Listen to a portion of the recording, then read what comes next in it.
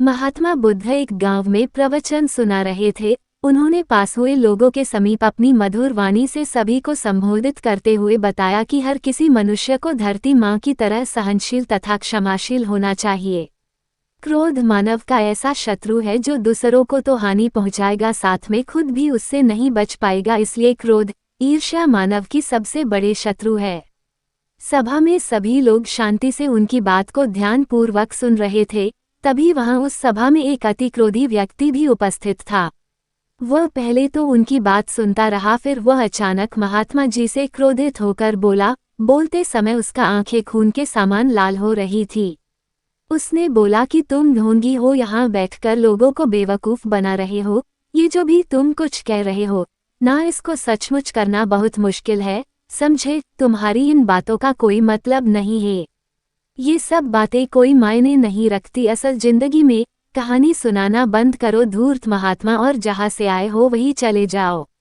ऐसे कठोर वचन सुनकर भी महात्मा जी ने उस क्रोधी पुरुष का कोई विरोध नहीं किया और न ही उसकी बातों पर कोई भी प्रतिक्रिया दी। वह शांत रहे और अपना काम करते रहे, जिससे वह पुरुष और भी क्रोधित हो गया। उसकी समझ नहीं आया वह क्या करे।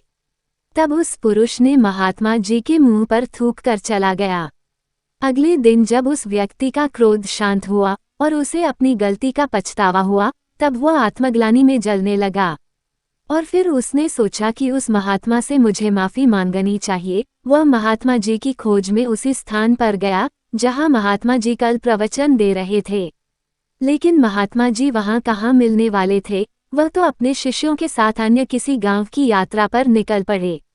वह पुरुष सब लोगों से महात्मा जी के बारे में पूछता पूछता उस स्थान पर पहुंच गया जहां की महात्मा जी प्रवचन कर रहे थे। तब उस पुरुष को महात्मा जी के शिष्यों ने उसे उनके पास जाने से रोका, लेकिन महात्मा जी ने अपने शिष्यों को आदेश दिया कि आने दे उस पुरुष को।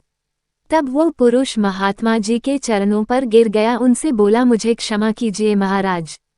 उसने महात्मा जी से पूछा, क्या आप भूल गए हो कि मैं वही जिसने कल आपका इतना अपमान किया था। मैं अपने दुष्ट कृत्य की आपसे माफ़ी मांगता हूँ।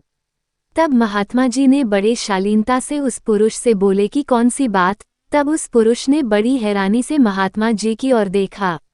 महात्मा जी बोले कि मैं तो बीती बातें वही छोड़ आया, क्योंकि बीता हुआ कल कभी वापस लौटकर नहीं आता। इसलिए बीती हुई बातों की वजह से आज और अपना आने वाला कल नहीं बिगड़ना चाहिए। जो हो गया सो हो गया। तुम्हें अपनी भूल का एहसास हुआ, यही सबसे बड़ी बात है। तुम अपनी गलती को मान लिए सो तुम अब निर्मल हो गए हो। इसलिए कोई भी ग्लानि अपने मन में नहीं रखो। अपने आने वाले कल के बारे में विचार करो और उसे सुधारने का प्रयास करो। महात्मा जी की बात सुनकर उस पुरुष के मन का भार हल्का हो गया और उसने महात्मा जी के चरणों को पकड़कर कहा, आज से मैं अपने क्रोध का त्याग करता हूँ और धैर्यवान और क्षमाशील होने का प्रण आज से लेता हूँ। निष्कर्ष। तो दोस्तों, हमें इस कहानी से यह प्रेरणा मिलती है कि यदि अपने बीते हुए कल की गलती को लेकर हमें वर्तमान में उसका पछतावा न कर, उस गलती को हमें अपने भविष्य में कभी नहीं करना चाहिए, क्योंकि दोस्तों बीता हुआ कल कभी लौटकर वापस नहीं आता। तो अगर आपको महात्मा गौतम बुद्ध की इस कहानी से कुछ सीखने को मिला हो तो अपने दोस्तों के साथ इसे जरूर शेयर करें।